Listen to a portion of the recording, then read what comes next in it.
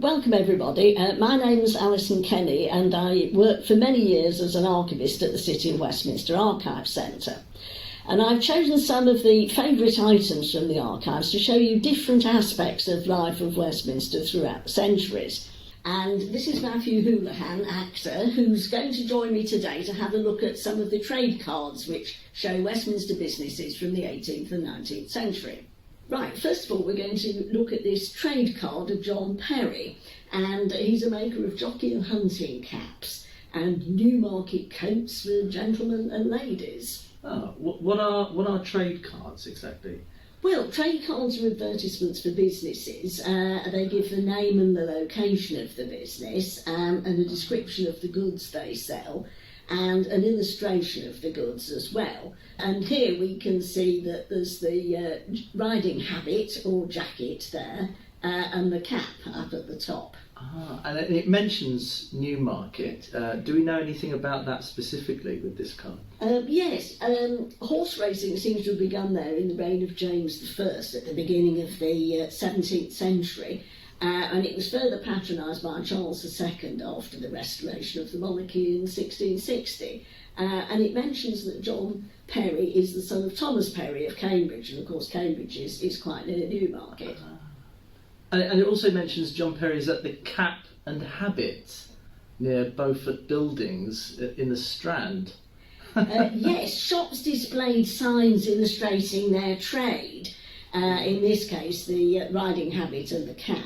And before the introduction of street numbering in London in the 1760s, this is how people were able to find the shop. They just looked for the sign. And Beaufort Buildings were on the Strand, just near where the Savoy is. Uh-huh. The design is very elaborate. Yes, it is. It's a Rococo design, which is typical of the middle of the 18th century. And in this case, we've got a lot of swirling foliage. Yes, I love this design. This is a trade card of Richard Siddle, who's a chemist. Now this is an incredibly elaborate card. Yes, it is. Business card. Yes, it is. And could you tell me more about the design of this card? Yes. It looks very dramatic. Yes, well, the dramatic effect is, first of all, I think, heightened by having all the text written out on what looks like a theatrical curtain, fringed curtain, which is held up at the corners, a bit like a stage set. The main picture's very dark, and there's a large hooded apparatus in the centre. It's casting very deep shadows onto the back wall of the shop, and there's a flask heating on the brazier to the left. Overall, it's a very magical, mystical, gothic gloom in the picture. Yes, chemistry has never looked more mysterious. No, it hasn't. No. What is the description of this business in particular? Well, Richard's describing himself as a chemist, but that word is spelt with a Y rather than an E, so chemist rather than a chemist. And it says he makes and sells all manners of chemical and clinical medicines. Now, I've been unable to find an exact description of clinical. I think it must be some branch of chemistry. But he goes on to say that he sells all sorts of drugs and elixirs, and he mentions here in particular asthma, gout and rheumatism. He sounds like a magician. Yes, well, he looks a bit like a medieval alchemist, I think. Yeah. Yes, it is interesting. Okay. There are various sort of weird and wonderful creatures and things at the back. It looks like a rat. It looks like a turtle. It's the mystery of all of these creatures, yes, and the strange activities he's up to, which make it look like he's very much an authority. Yes. And people will trust him. Yes. In the 18th century, and I just think it's incredible as an advertisement. Yes, it is. Yes, it is an amazing. It's very Harry Potter. Yes, that's it. Yeah.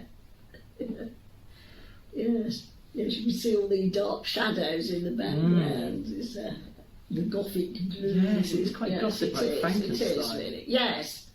This is a trade card of William Woodward, who's a nightman, carman, and chimney sweeper.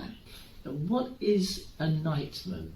Well, a nightman removes night soil, and that is a euphemism for human waste. And bearing in mind, it says here he's emptying privies, drains and cesspools. So we think this trade card dates from about 1820, which is before houses were generally fitted with flushing water closets. Because at the time earth closets were more common, so the night soil was usually collected at night, sometimes taken out of town and sold on as a fertiliser. Oh, wow. Yes. And it also says he was a carman. Yes, carman was an alternative name for a carter, so that means somebody who kept a horse and cart. And we can see in the illustration he's got 2 horses here and the cart, so that's quite a good picture of what his business consists of. And there's a couple of men involved in the taking out of the items. And how would he go about recommending his business with this card? Yes, well, he claims he empties privies, etc., at the shortest notice and on the most reasonable terms. So he's getting in that he fits in with the client here, and also that he's not overcharging for his services. And it says at the bottom that he carts rubbish, so maybe he just removes rubbish generally, not just the things that he's specified. This is the most elegant advertisement for effluent removal yes, I've ever seen. Yes, It's a very dainty card. Actually. Yes, it is lovely, actually. Yes, he's got some nice sort of floral designs on the card over there, which don't really quite shine with the big nature of his business. I suppose it's the Pimlico plumbers of its day. Probably, yes, probably was, yeah. He's very well dressed, Yes. actually. Yes, he's got a smart jacket and breeches and riding boots on there, and a hat, of course. I did not expect to see business cards that were like this from that period. No, they're much more interesting, actually. They're much more fun. It's the illustrations, they really go to town on the illustrations, because this is pre-photography, of course. So you can see them at work. Yes, this is how they... It's very cute. Yeah, this is how they pictured doing it, yes. This is a trade card of Evan Binner of 35 Little Newport Street, Soho, and he runs a family grocery warehouse. This is an extraordinary looking card. It's very elegant and exotic, and also quite the Orientalist sort of school of... Yes, that's right. Yes, this is one of my favourite ones. I chose it because it's got a full-length image of the Chinese man. We can see he's got a conical hat and pigtail there. And you're right, it is a very exotic landscape. We've got some ships on the water in front there. There's a very elaborate one in full sail just behind the foliage here, just slightly to the right of that. And I'm assuming that the inclusion of the Chinese man meant that Evan Binner was trading with China, possibly trading in tea as one of the items in the grocery warehouse. Yes, and I suppose it's that era where Asia was, in the West side, opening up to all kinds of trade, and the empire was in its ascendancy, I suppose. Yes. Well, this trade card must date from the first half of the 19th century, because Evan Binner's will dates from 1856. And it says Soho here. What would Soho have been like back then? And Soho was first developed at the end of the 17th century. It's always been a very cosmopolitan area, full of shops on the streets, small businesses in courtyards. Run by various communities from around the world who've settled in it. So, yes, they're always a very vibrant and cosmopolitan area. It looks it. Yes. It's incredible. Yeah, it's a marvellous card, isn't it? Yes. Well, I hope that got him a lot of business. I'm sure it did. Yes. Yeah. Right, so now what's this? This is a trade card for Burgess's oil warehouse based at Exeter Change in the Strand. That's a lovely grocery place. Sounds like something you'd find in East Dulwich right now. And it looks like a lot of oils and fine fish and meat and olives and goods from the continent. Yes, it's interesting to see where they're getting things from here. Yes, they actually mention Dutch herrings, Dutch beef, and Westphalia hams, so obviously from Germany. Spanish olives and French olives, yes, they're importing from different places here. Now does that say 1787 there at the very bottom right?